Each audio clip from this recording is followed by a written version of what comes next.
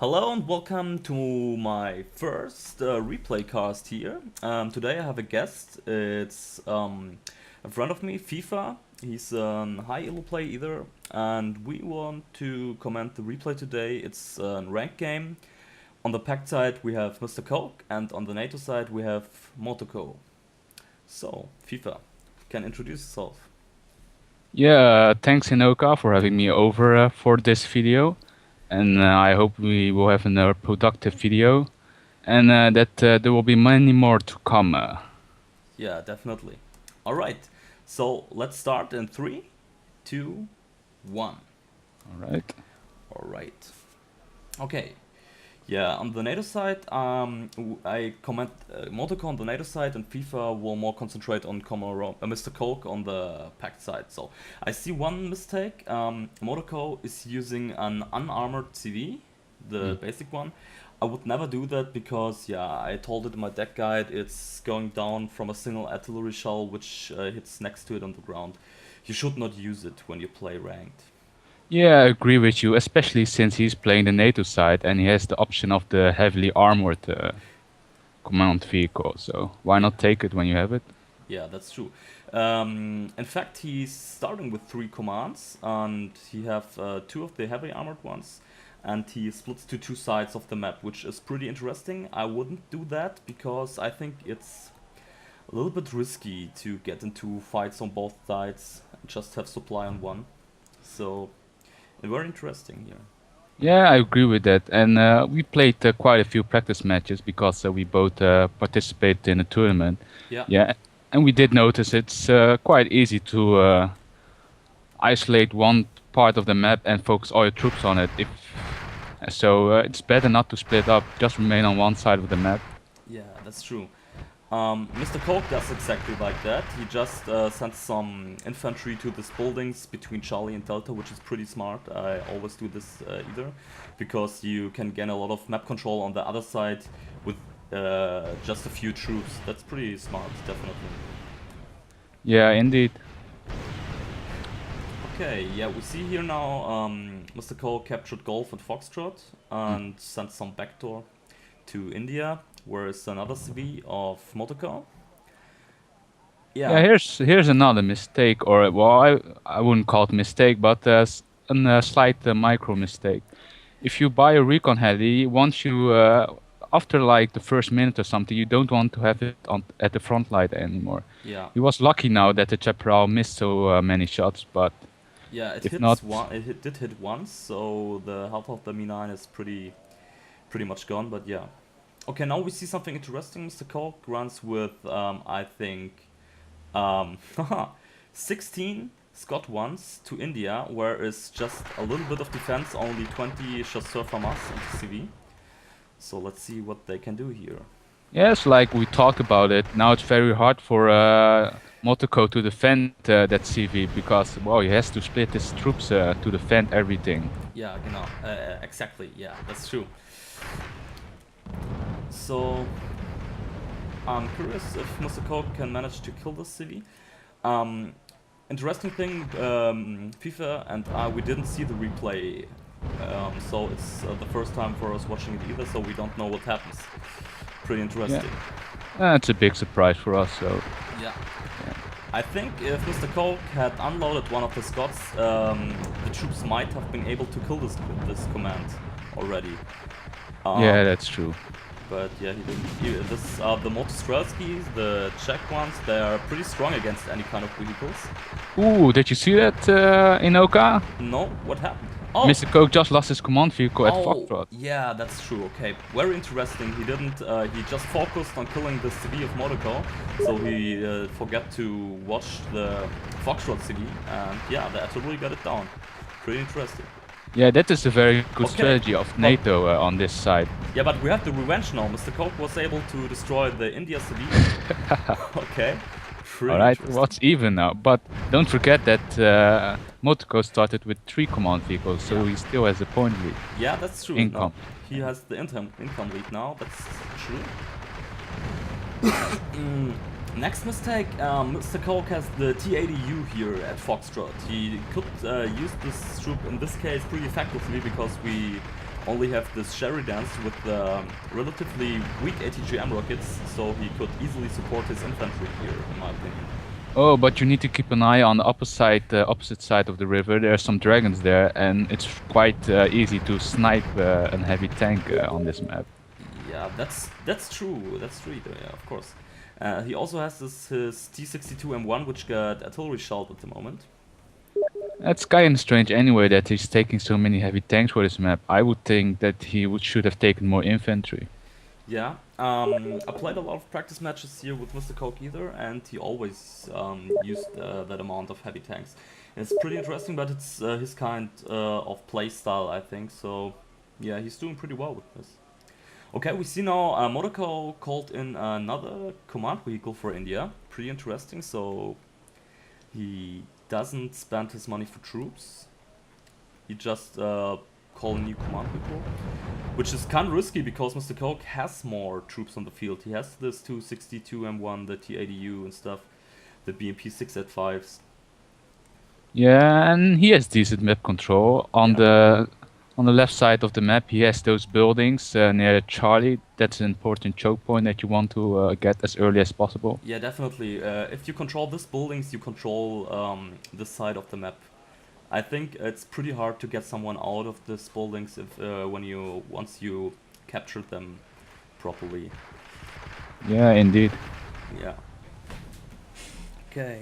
I think the best strategy for MrCoke is do a hard push now. Once he knew that Motoko started with 3 CVs, you know he will have less troops on the field than you.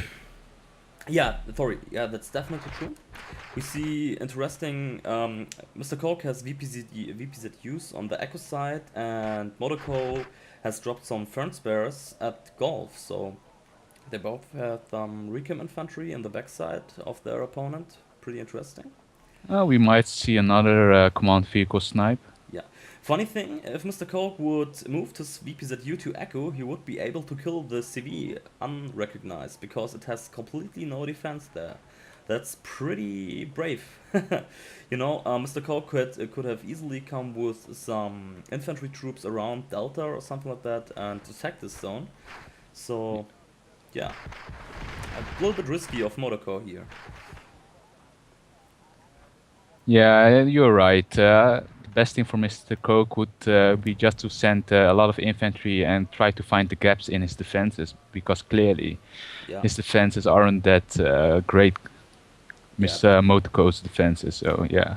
Yeah, that's definitely true. The most defense he got here at Bravo are the Cobras, I think. And with some Elas or something like that, he would be easily able to rush Bravo at this moment. But when Motoko captures India back, it will be a little bit hard because of the income advantage here. We see MrCoke captured Foxtrot again with the new CV, which was definitely necessary. Mm-hmm. Yeah. Okay, the T62 M1s are now a little bit more offensive at Juliet in the position. I think good decision in this case. Mm-hmm. I think MrCoke is trying a small push towards Echo. He's sending units to that side. Yeah, true. And here you see another classic tactic that you see a lot in ranked, using empty APCs to recon the... Yeah, definitely. I do this very often either because it's pretty smart just to spot the enemy ATGM and now after that shell them down with artillery. But interesting, MrCoke doesn't have any artillery. So yeah, I noticed the same too. We are already 10 minutes in the game, and Motoko has been shelling MrCoke for quite a while, but no response yet of MrCoke. Yeah, that's true. That's yeah, I think 1 or 2 Danas could be really useful in this case to shell this ATGM Dragons down, because now the T80U is coming pretty close to it, which is a little bit dangerous. Did you see that Motoko just lost his Gazelle Recon Chopper? No, where did he lose it? Yeah, I think in the mid, MrCoke called in a book. Yeah. Yeah, true. And that is why I should remind watches again that you should pull back your recon heli after the first minute. Yeah, that's true. Keep it to cover one of your flanks. Yeah, that's true. But I think Motoko recognized that MrCoke doesn't have any anti-air, long-range anti-air vehicles. MrCoke used only Eagles, I think. Yeah, that's true. So they are not the most offensive anti-air units. They are more for defensive threats, and yeah, pretty interesting. But Still, in ranked, little mistakes like this can cost you the game, especially in a 1500 point game. So yeah, definitely. As we see, MrCoke is in the point lead for about 75 points, and yeah, pretty interesting. Okay, yeah, now Motoko is calling some Ito Jeeps and some Weasels. I think it's a good choice because MrCoke mainly have heavy tanks here, like the T62 M1, which is not practically no heavy tank, but it's very strong tank, in fact. So the tow jeeps could be a good choice against them. I don't know. No, I agree with you. It is a good call in.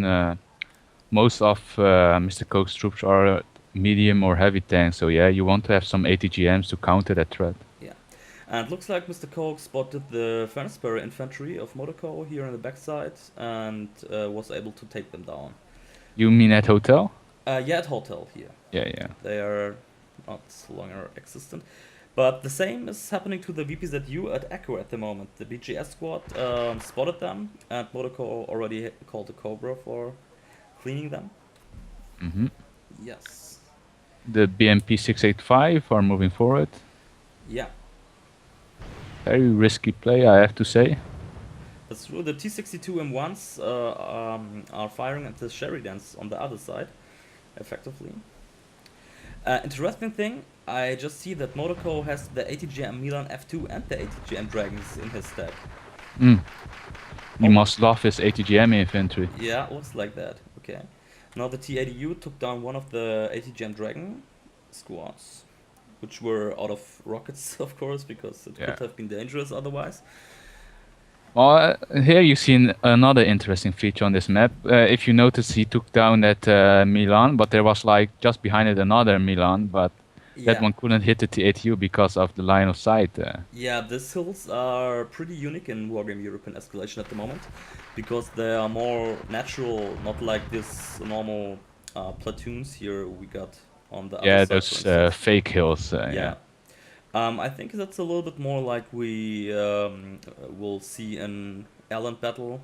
I think we will have more of this kind of hills, which is a little bit more interesting to play because, yeah, the line of sight and the is a little bit awkward if you don't know the map really well. So it's that's true. It's not very friendly to new players too. Yeah, that's true because you really have to know where you should place your units here on that hill on the right side of the river for me. Yeah, for example, that Milan, that placement is pretty awkward. It can only shoot like, I think 200 meters or something. Yeah, that's true. That's definitely true. He should have placed it more on the top of the hill so it could shoot almost to the bridge at Foxtrot when it's near the Mordschützen there. But yeah, he has not the opportunity because he don't have the map control in this place. Nope. Yeah. And at the moment, MrCoke is leading in points, so... Yeah, still leading in points, and yeah, I think it's really comfortable lead for MrCoke because 200 points in a ranked game means that you really have to be careful on the NATO side now, because you can't let him get in the lead anymore. Otherwise, with the 1,500 point limit, you can lose easily. Yeah, indeed. Yeah, because once you lose the lead, you really have to be careful because it's really hard to take the initiative. Because you always lose when you attack. You lose some points when you attack. So, yeah. Yeah, that's why people have been complaining about the ranked mode for quite some time. That the method that we are using in ranked to determine a winner encourages RT spam and defensive play and not really offensive tactics. Yeah, that's definitely true. So a lot of people, even higher elo, higher ranked places, are playing really defensively and using a lot of RT, and because of that, so it's a little bit sad. We could see way more interesting games if we would use a system like the Wargame Cup has at the moment. Yeah, indeed. And Mr. Coke just called in the third command vehicle for Charlie. Yeah, that's true. I think it's definitely the right choice in this moment because he has a good map control even on the other side of the map, and yeah, he has the point lead, so why shouldn't he clean up this income advantage his opponent has at the moment? Yeah, indeed. Now the only advantage Motoko has is his RT, so... Yeah.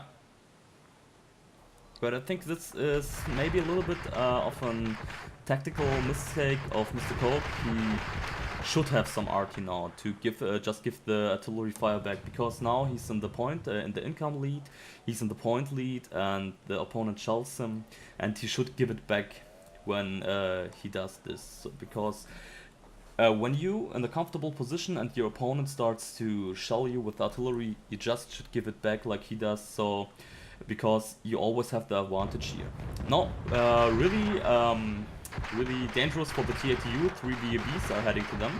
When he's able to unlock them, this TATU might be gone. Yeah, I'm also looking at that a little bit, Omar. Okay. Oh, the 2 BMP 685 are gone, which are almost 100 points. Was definitely worth it, but the Flame Panzers are... Flame Tanks are doing a good job here. Yeah. Slight micro mistake of Mr. Coke leaving his tank so vulnerable at that location. Yeah, that's true. Still, Mr. Coke still remains in the point lead. So, yeah, he still has a comfortable position. So if he plays a little bit carefully now and uses some artillery, either tries to get some recon. Talking about carefully, Mr. Coke just spawned like 10 helicopters, so I don't think he's going to be careful. No, I see it either. And he spawned this this infantry carriers, the Mi-8 TVK. It's pretty interesting because I don't like them so much. If I try to maybe clean up on CV with cheap helicopters, I only use the Mi-8 TVs because they have this rocket pods like the Cobras or the Mi-17s have. Yeah, but the reason he's using a TVK, or so I assume, is because the TVs have a minimum range. They only have the rocket pods, and so once you fly over the command vehicle, which is often the case if you hunt for it without recon, you can't really shoot it. That's true, that's definitely true, yeah. But he maybe could have mixed it a little bit more, but he's calling in some Mi-17s. Pretty interesting that he does this at this moment, because he has a comfortable position. He's in the point lead, he's in the income lead, he has more map control, I think, and yeah, I think he could have spent his money way better. For instance, as we just said, for artillery, some Danas, he easily could have built 2 or 3 Danas for this cash, and yeah, I think it might have been the better choice in this moment. But let's see what he can do with this helicopters. Talking about Chile, Motoko just called in 2 MRRS, so... Oh yeah, true, and he also got 2 mortar tanks here at India. Pretty interesting. Because now he has 2 AMX of 1, 2 mortar carriers, and 2 MLRS. This is quite a lot artillery, especially when you have an income disadvantage. I wouldn't do that, because yeah, if you do that normally, a good player would just give it back to you. And you can't really afford this in this position Motoko is at the moment.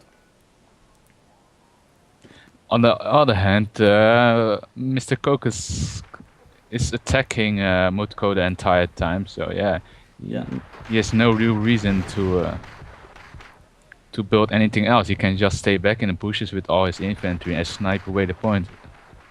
Yeah, that's true, but he could maybe build some more strong defense lines here at India. I don't know, because if Mr. Coke would have used his money for other things than the helicopters, he would have been easily be able to capture India, for instance. Just with some infantry over Hotel and some over Juliet. there wouldn't be any point to defend it for Motoko, I think. Nope. Yeah, alright, the big heli push is coming. Yeah, that's true. He's sending some cheap infantry carrier helicopters for 25 points forward. Maybe to catch some rockets of the anti-air defense. Let's see. I'm pretty interested what's happening here. Pretty curious, yeah. Well, I think Motoko has his recon squad well placed, so let's see. Yeah. I'm following the Motoko's view. Yeah, I'm following the what he calls now. He calls one Marder Roland 2 unvetted, one Chaparral on wet 3, but he has no supply for the Chaparral. Which, yeah, let's see what's happening. Now I'm watching Motoko's vision. He only sees the empty. Now he sees the other helicopters either. Okay. Yeah. Now Motoko got one Chaparral on wet 2, one Marder Roland 2, and one Chaparral on wet 3, and he just called a new Chaparral. So I think this is more than enough to defend this helicopter push. Well, it depends a bit, but even if he doesn't manage to defend his helicopter push, if he manages to kill all those choppers, he will still have the point lead. Yeah, that's true. Okay, now Motoko stopped his anti-air. Yeah, and MrCoke just stopped his helicopters in front of Chasseur Thomas. Now he flies over them, which are... Oh no, okay, he killed the Chasseur Thomas pretty fast. I think he will be able to take out the CV, but it's not worth the points he loses for their helicopters. Okay, now the MLS are shooting either. And did you notice that Motoko aimed fire at the recon chopper first? Yeah, definitely. That's very important, especially if you get attacked by packed helicopters. They have really poor vision and they have minimum range, especially these Mi-17s, which are the most the biggest threat here. If you aim for the recon helicopter first, you can be able to defend it more easily, because when the helicopters lose vision, they behave really awkward, and yeah, it often fails then. Okay, we see a big infantry push of MrCoke in India here. Very interesting. I completely missed that. I think MrCoke had to go or something and wanted to end the game quickly. Yeah, definitely.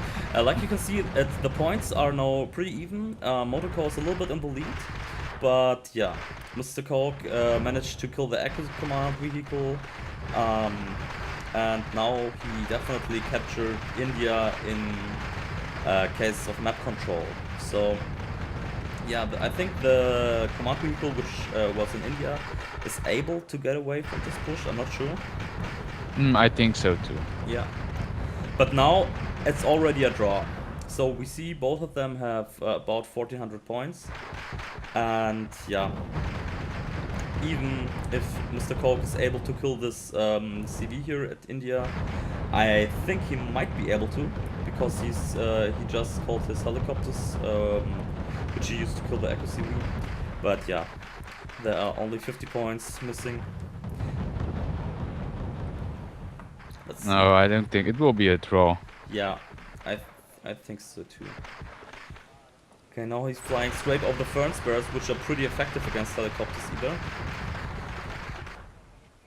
He's calling in 2 Cobras here to defend the infantry. Good call. Yeah, definitely in this case, because MrCoke didn't take any anti-air with his infantry push here, which could have been more useful. There are 6 Cobras. Both guys are swimming in the money though. MrCoke just called in a very expensive Mi-24 piece to finish the job. Yeah, definitely. They are worth 58 points each, so if the Cobras are able to take one of them down, the game is over. And it looks... no. The Cobras are in fact not that good for taking down helicopters, because their minigun is not that strong. Well, but they're good for stunning. Okay, MrCoke killed something. He had 1,511 points, and Motoko had 1,464 points. So, very interesting game. I think Coke could have done a little bit better, but yeah, it's always easy to say this when you see all of the map, when you don't see what your enemy sees. I think, yeah. Yeah, it's always easy to talk after the game. I mean, we are not the players making the decisions during the game, so... Yeah, that's definitely true. So, yeah, but very interesting. A little bit the problem you talked about earlier with this ranked system. I think if the game was total destruction and not these 1,500 point limit, Mr. Coke would have won this here. Yeah, yeah, the map control definitely went to Mr. Coke. Yeah, the income control after he destroyed this CV at, I don't know, I think Bravo or something like that. Yeah, but pretty interesting game, definitely. Yeah, indeed. I was glad that we could cast this video. Yeah, me too. Okay, so I hope you liked our cast and maybe you could learn something from us. And if you liked it would be nice if you press the subscribe button. And I hope I see you the next time. Ciao. See ya.